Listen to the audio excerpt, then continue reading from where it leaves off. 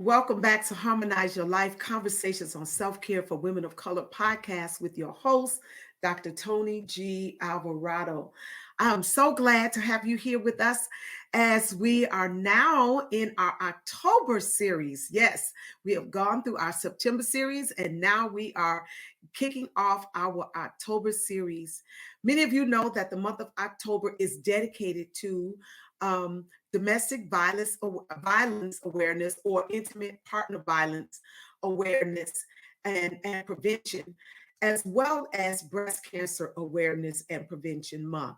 And so all month long, we're going to be talking to women who are survivors of domestic violence, as well as breast cancer survivors, and those who are not only surviving, but thriving and have now gone back to empower women and bring women out of situations that are detrimental to their overall health, wellness, mental health, physical health, what you name it. And so I'm excited today to kick off this series with a wonderful conversation with a friend, a daughter in the Lord, and a sister, a colleague who you'll be glad to hear from. She's no stranger to our podcast community, and we'll be back in just a moment to begin our conversation on domestic violence prevention and awareness and prevention. We'll be right back right after this.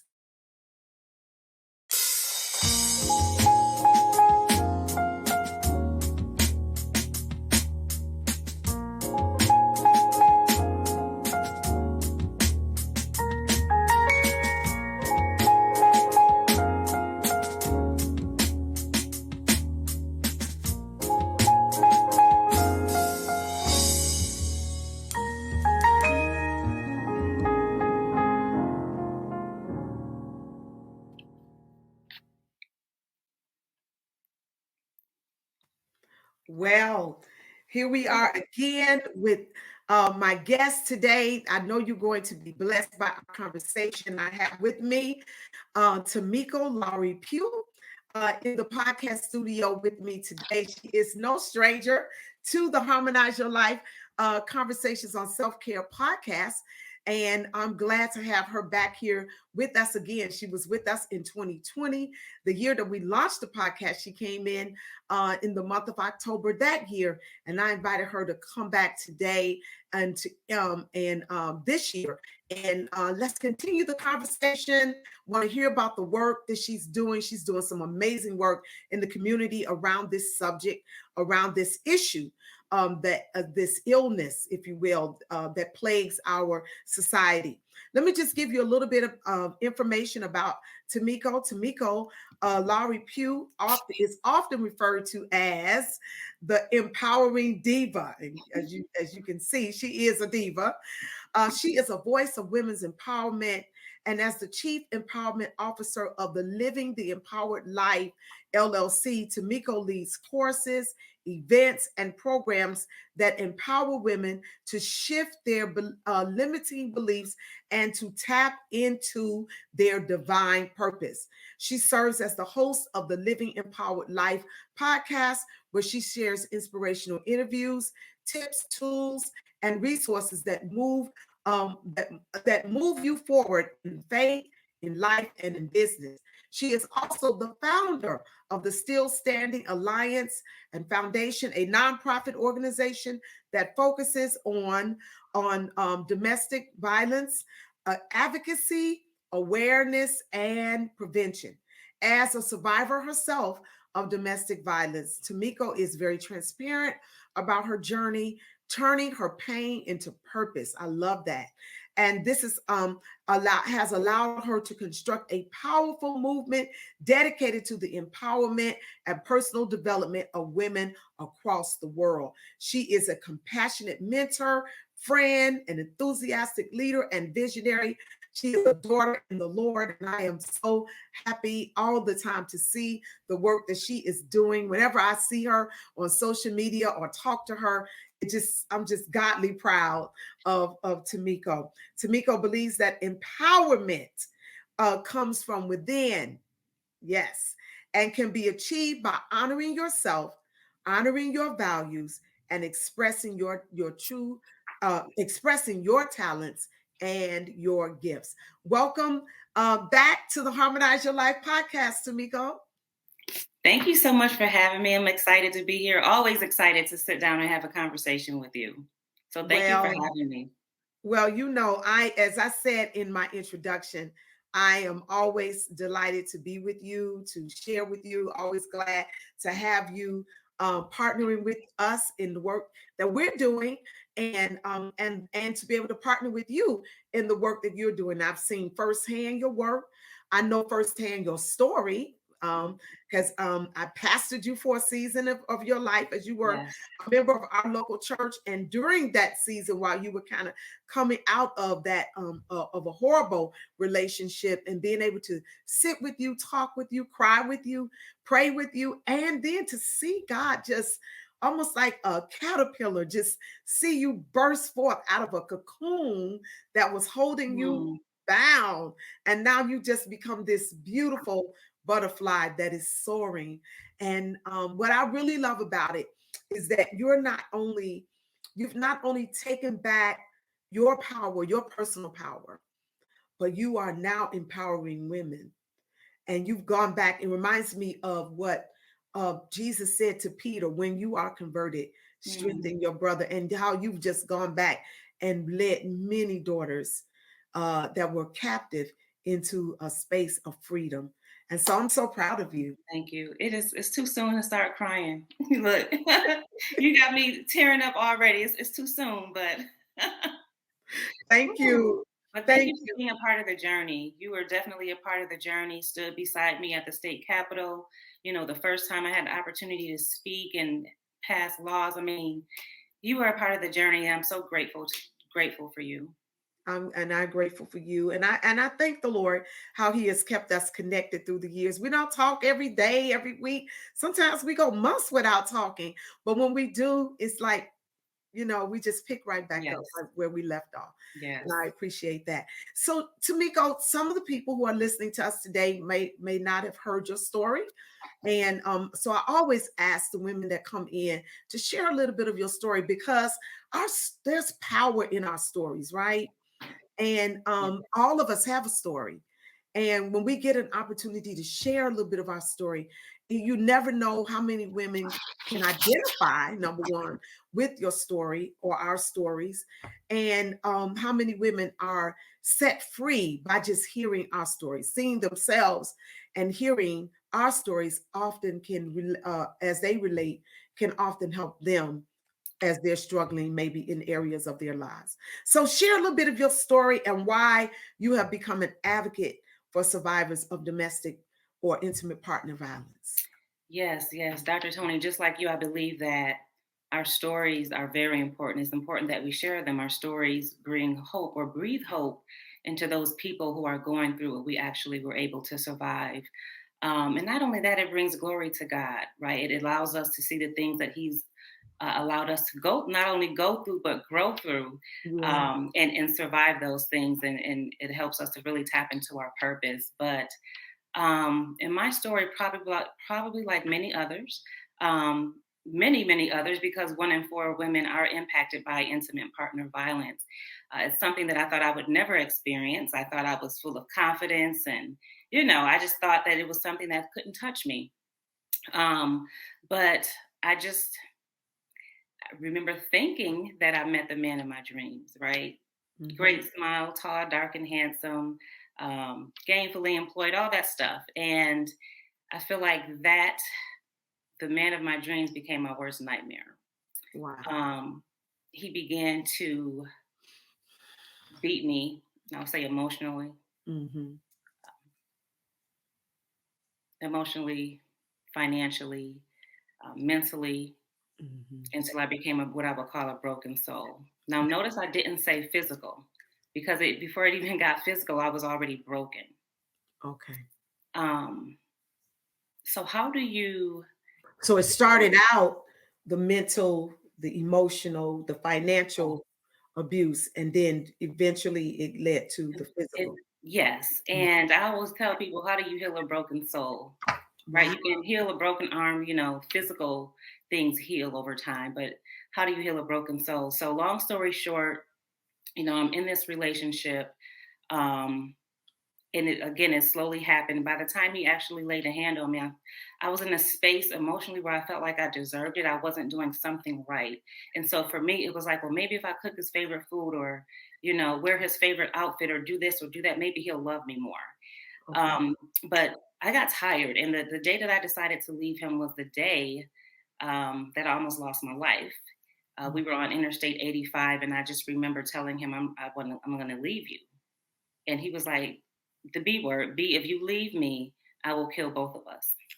And I was driving.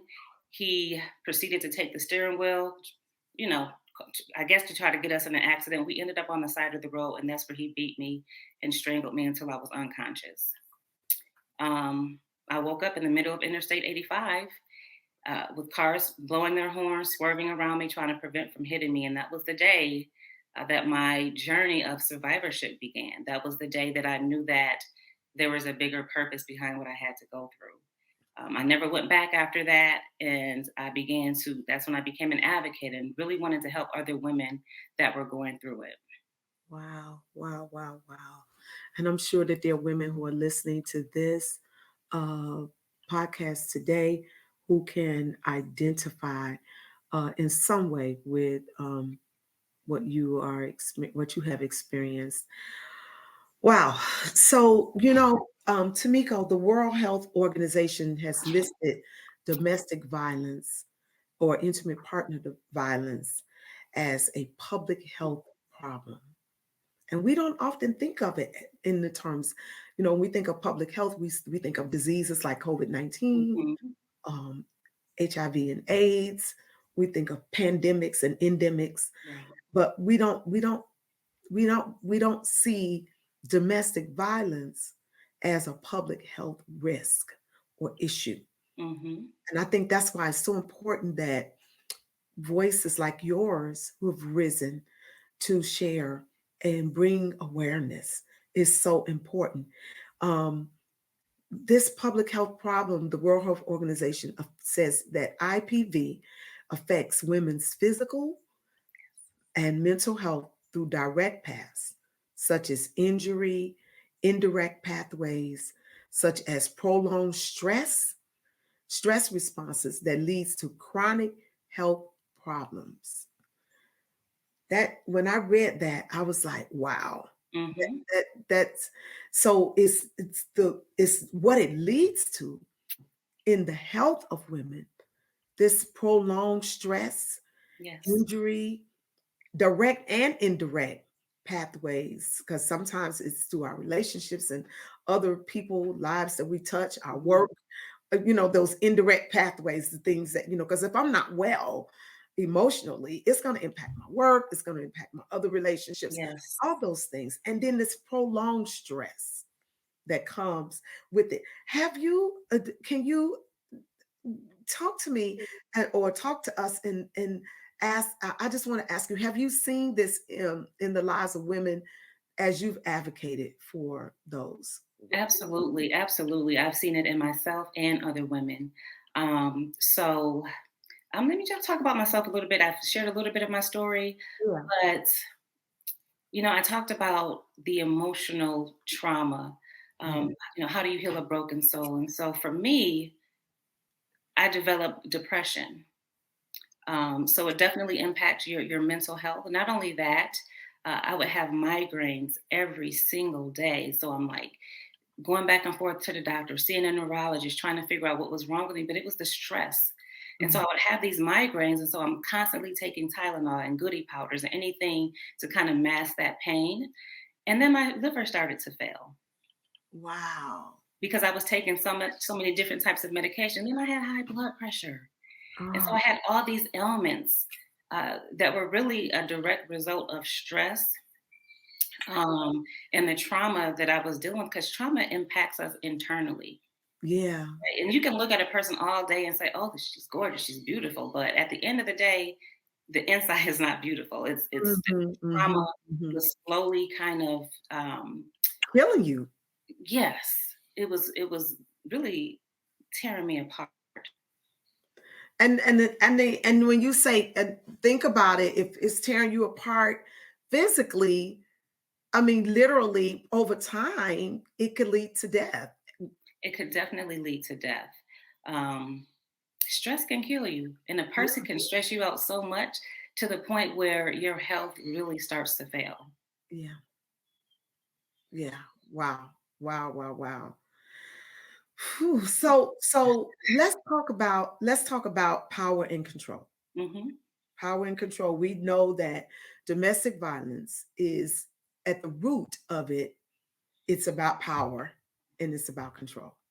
We know that. We talked about that Hmm. the last time when We you were did. We did.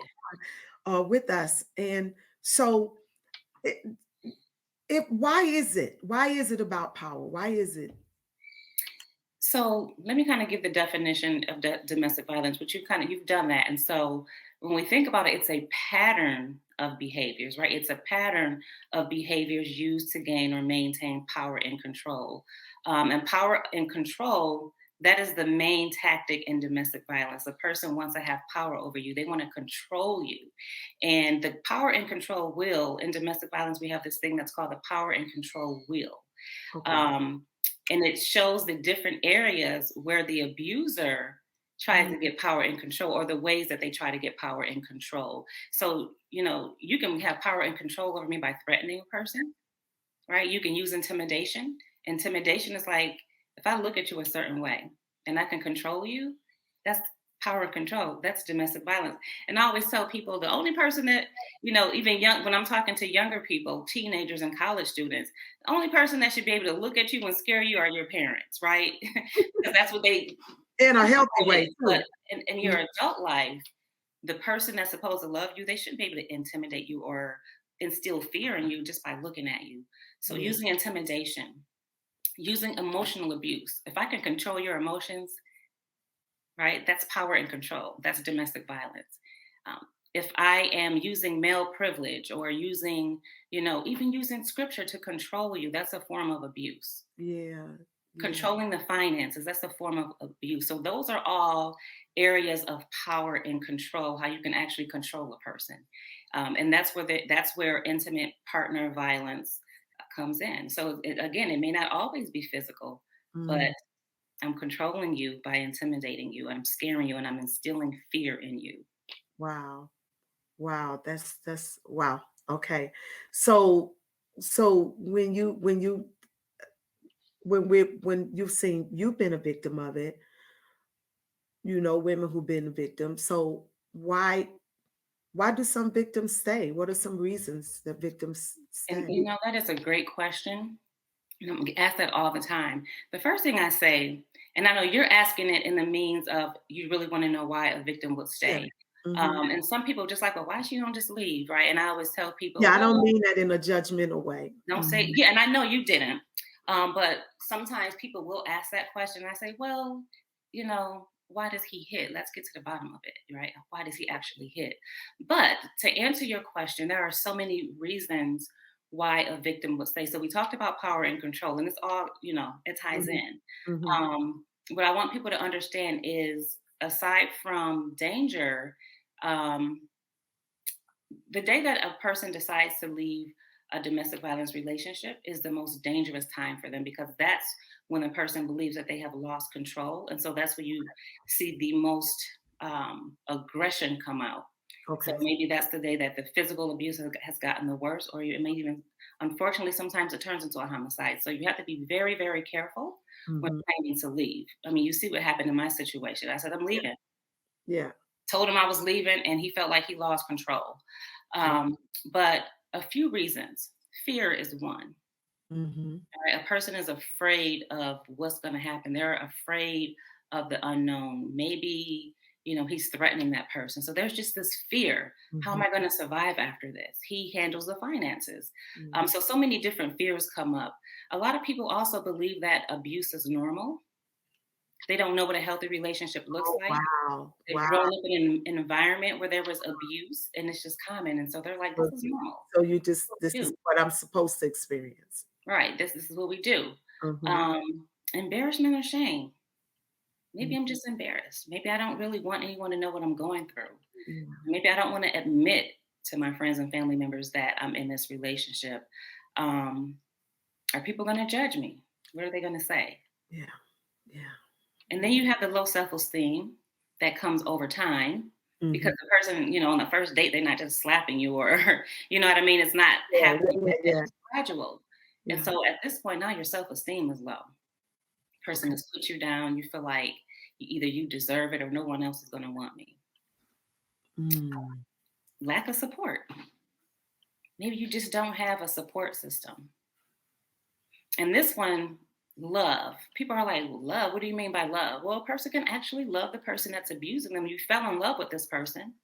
And most times, the victim, or I would say survivor, they don't want to lose their family. They just want the abuse to stop. And so Oh. that's when we get into this whole cycle of violence, right? There's Mm. this cycle. So there's the stage where there's 'Cause some. I love you. Even though you're abusing me, I love you. And if I got children, it's uproot the whole it's so many pieces to it. So many pieces. You just, at the end of the day, you want the relationship to be the way that it used to be. You want them to go back to being that kind, loving person that you fell in love with. And, you think that you can get back to that point. And so, yeah, you don't leave. Um, and then some other ones, I would say, like either cultural or religious differences or religious reasons. Mhm. Some people, they're worried about immigration status. If I report this, we're both going to get deported. And then we talked about, financial abuse. One thing that people don't realize is 99% of domestic violence victims are stuck because of finances. Okay. 99% Okay. Okay. are stuck because of finances. Like, what am I going to do if I leave? He pays all the bills, right? So Right, people right. don't understand 99%. And here's another one, and I'll just leave it at this. What if they have a disability? So I work very closely with the Fulton County government. I work with the advocates there. And we're meeting victims, actually going to court. We're going to court with victims. I Okay. had a victim that I was working with recently, and she showed up in a wheelchair. She was paralyzed, but he Wow. was still abusing her. So I walked up to her and I said, "Hi, my name is Tamiko Pugh. I'm the victim advocate. I'm here to support you." And she looked at me and said, I didn't request for you to come here. I'm here for him." They were going to court. She said, "I'm here to support him. I'm in a wheelchair. I need him to come home and take care of me and my family."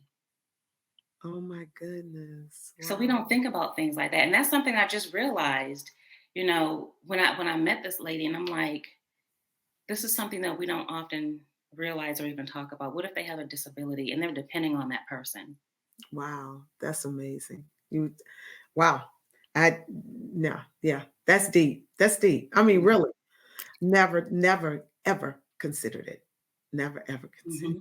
Wow. So, w- w- what do you say to the woman that may be listening today? What are some of the things that you all do at the Still Standing Alliance that help women? I heard you say you go into court with women. You've been Yeah. that's one of the ways that you serving as an advocate. What are some of the other things that you're doing to help women? So aside from helping women, supporting them, having advocates support them going through the court process, we Mhm. have different programs. One of our programs that we launched during COVID was our 12-week Beyond Trauma program, and it's a 12-week healing journey for survivors of domestic violence. It's what 12-week session, and it's really designed to help survivors recover from the effects of the trauma in their lives. Okay. Okay. So I love that program. In addition to that, we do safety planning. So if you are still in a relationship and you feel like you're stuck and you don't know how to get out, we do safety planning. Safety planning is an individualized plan. It's going to be different for each person depending on their situation. And we Okay. take you through a series of questions. Is there what are the different ways that you can escape? Have you started to put together your safety package? Do you have an extra set of car keys? Is there a code word that you can use to Okay. call a neighbor or a family member, and you're pretending like you're ordering pizza? "Hey, I'm ordering a large pizza." Well, that means that I need help, or that means I'm leaving, right? Okay. So Okay. putting together a safety plan, and if they have children, including the children as a part of that safety plan so that they can leave safely. Mm, And wow. there's three types of safety plans. So we help them with the safety plan if they're still in that relationship, if they're Okay. planning to leave, and then of course a safety plan after they leave because you still have to know how to protect yourself. Wow. Wow. So those That's are some of the that's things that we're that's doing now. that's some great work that you're doing. And you just started that piece during COVID? So we've always done the safety planning. The 12-week healing journey, Healing. that curriculum, Beyond Trauma, we started that during COVID because everything became virtual. And it's like, how are we going to get in the community to help? And And so speaking of COVID, how did COVID impact whew, this whole issue? it escalated. Wow. COVID actually escalated domestic violence because now, so I'm going to give a couple of different scenarios. Okay. You have people, women who are in a relationship, it may be violent, but they get to go to work every day, so they're not around that person. Okay. And they can kind of manage it. But now you have COVID and you're stuck in the house Mm. with the Which person that's abusing you. mhm. So for some people, work was an outlet, but now you're at home. And so now it's escalated. Not only that, the tension and the stress and everything that was going on around COVID, like 2020, 2021, we went through some stuff as a community. Yeah, yeah, yeah. And so people who were unable to handle depression, they fell into a deeper depression. And so now you have people drinking. And so the person who's the abuser, they're drinking, they're frustrated, they don't have an outlet. And so it's escalated. And not only that, organizations, boots on the ground organizations like the Still Standing Alliance, there's no funding coming in. People are not making donations. You know, you're Oh, unable to get grants to help do the work that you were previously doing. And mm, so you can't help as many people as you would desire to help. mm. And I think a lot of people forgot about that. Yeah. Your donors, they can't because either they're laid off work. So there were just so many things going on during COVID. Charitable giving certainly suffered. It, Uh, it did. I know that from my own foundation. Yes. People are, yeah, it did suffer. Wow. So speaking of, how can we support the work that you're doing with the Still Standing Alliance? I'm going to put your website information up here. Let's see here. Where is it? I think I got it right here. Still Standing Alliance is where we are, where you are. And then here's the website, stillstandingalliance.org. And that should be two L's, right? I need Alliance is, well, still standing. Yes, to still. Yeah. add an L. And there are different ways that people can support. We have a couple of different things going on. Of course, always monetary donations are always great because it allows us to help more victims. Mhm. It allows us to be able to help them to pay their first month's rent. We're always collecting gift cards to like Walmart and things of that nature that we can give to victims when they've left that relationship, and the gift cards are always a great way to support. We also have what's called the What's in My Purse initiative, or the What's in Your Purse initiative, where we collect gently used handbags and we stuff those with toiletries. Like, what do you, because we Well, carry a lot in our purse. I got some handbags. I'm getting ready to get to. I was just saying the other day, I'm gonna clean out my closet, for my fall Mhm. cleaning. One of the things I want to do is, how you just have stuff you don't carry, you don't use, whatever. And the rule now is if you haven't used it in a year, you don't really need it. And you Or don't you need carry it. the same handbag over and over again. You have all these bags. And so yes, so we can give handbags. Absolutely. So we're collecting those gently used handbags. We're collecting toiletries, and we stuff those handbags with toiletries. We take them to the domestic violence shelters. One of the other things that we're doing, because we're partnering with the Fulton County Solicitor's Office and the DA's office, a lot of times victims come to court and they don't really have the clothing that they need for court. So we collect blouses and pantsuits and things like that. And we give them these handbags that are filled with toiletries. And it's just a blessing to see the looks on their faces. So, yes, we are collecting those. Can You we can just on your website get the information on where go to to the ship? website. We can either have someone pick it up, or every now and then we'll do a drive where, you Drive come by. to us, we'll be somewhere in the community. Now, we do have our annual Purple Affair coming up. We haven't done it in 2 years because of COVID. We were very nervous about gathering people. Hmm. And so we are celebrating our 10-year anniversary for the Purple Affair on October 15th. And people can actually drop off their handbags, gently used Okay. blouses, and toiletries at that event as well.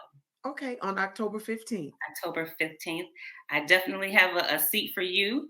So I would love I will so be what there. we're doing, Dr. Toni, because it's been 10 years, anyone who's ever served as a speaker, anyone who's ever supported in any way, we want all of you to be there. And so Okay. you've served as a speaker, you've been supporting, you have to be I will there. be there. I will be there. Count me in. I will be Yes. there. Let me see. Let me look at And my you'll calendar. receive some information from the board I'm looking at secretary. my calendar right now. And let's see here. October 15th, the Purple Affair. And you always have the best affairs. Oh, yes. Yes, yes, yes. And what time would that be? It's 7 to 10 p.m.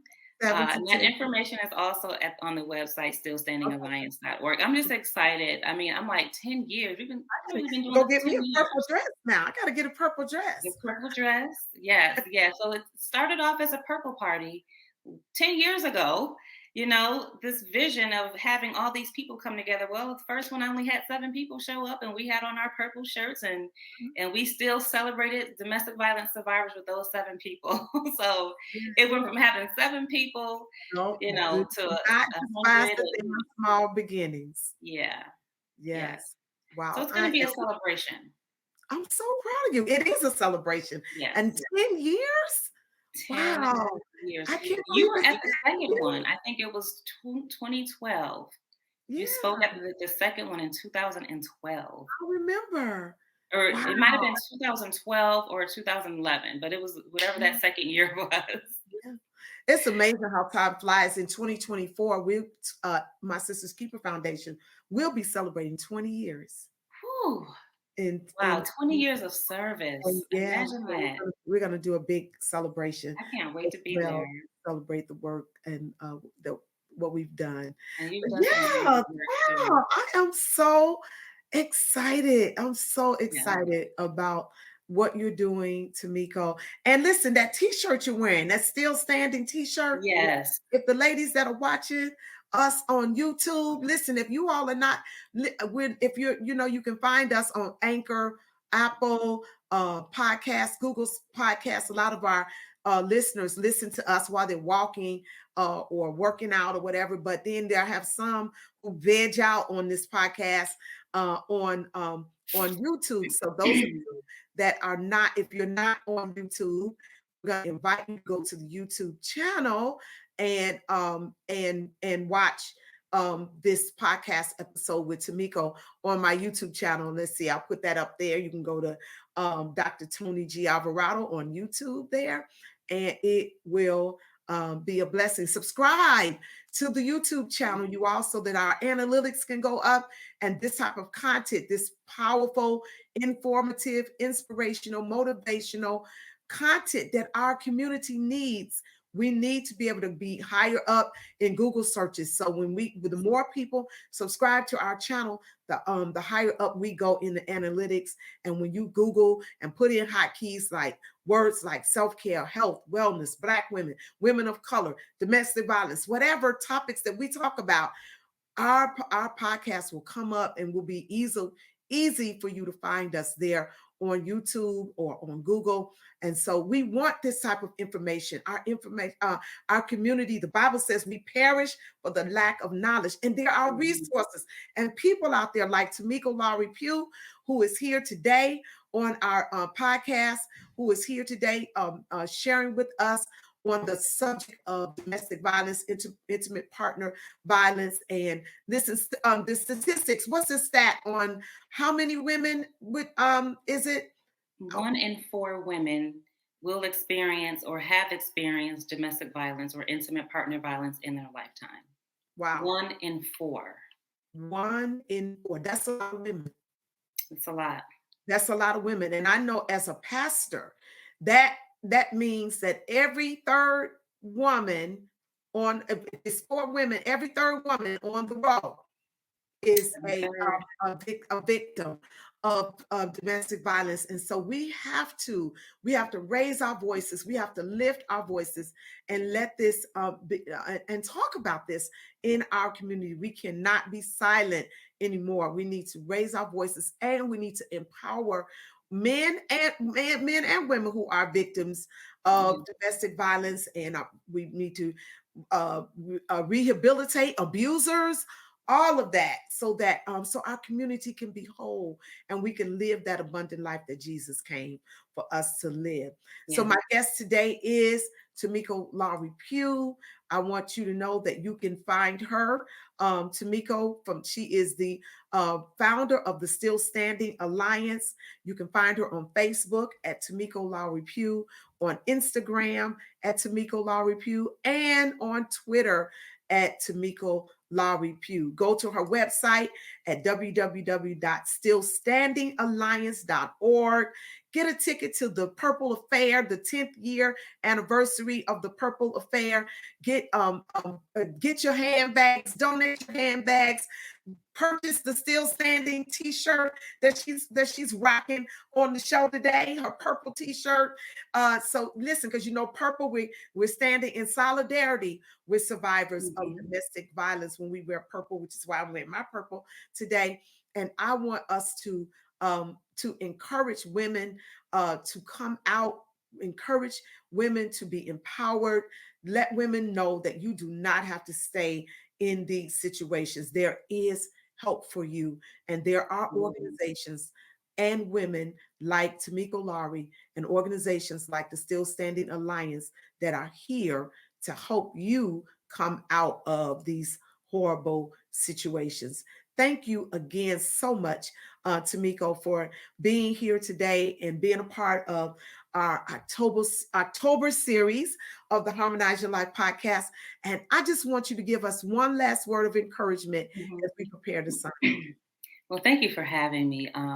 If I can, the one last thing that I want to say is, and it's a quote that I love. I can't remember who it's by, but it says, "At any given moment, you have the power to say this is not how the story is going to end." You have the power. Wow. At any given moment, you and I have the power to say, this is not how the story is going to end. And let me tell you, Tamiko is a living testimony to that truth. When I met Tamiko, she was a single mother, just coming out of an abusive relationship, struggling, trying to find herself. And now look at her. Now she's remarried to a wonderful man of God. Her children are doing well. Grown children are doing well. She is leading a wonderful organization. She is an advocate in the community. She is winning awards. She's doing all type of things. And God has literally helped her rewrite her story. And so I am grateful to be able to be a part of her journey, and I'm grateful that she, whenever I call her and say, "Hey, girl, I need you," she comes. Whether it's to the church to speak or whether to get on the podcast with me. I am so proud of you, Tamiko, and I'm glad to have you in our podcast community. All right, you all, thank you for being here with us again this week. We'll be back next week with another intriguing conversation. Next week, we're going to be listening to a survivor of breast cancer.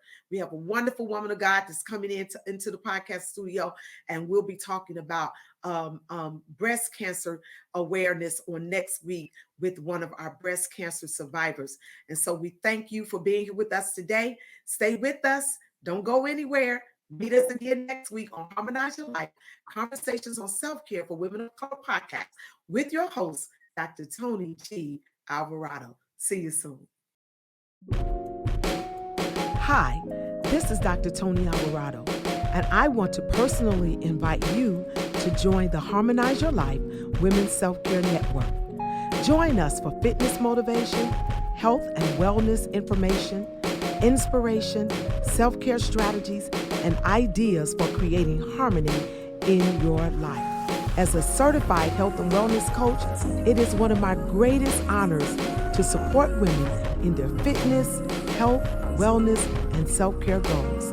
Join the Harmonize Your Life Women's Self-Care Network, and we will do you good on your journey.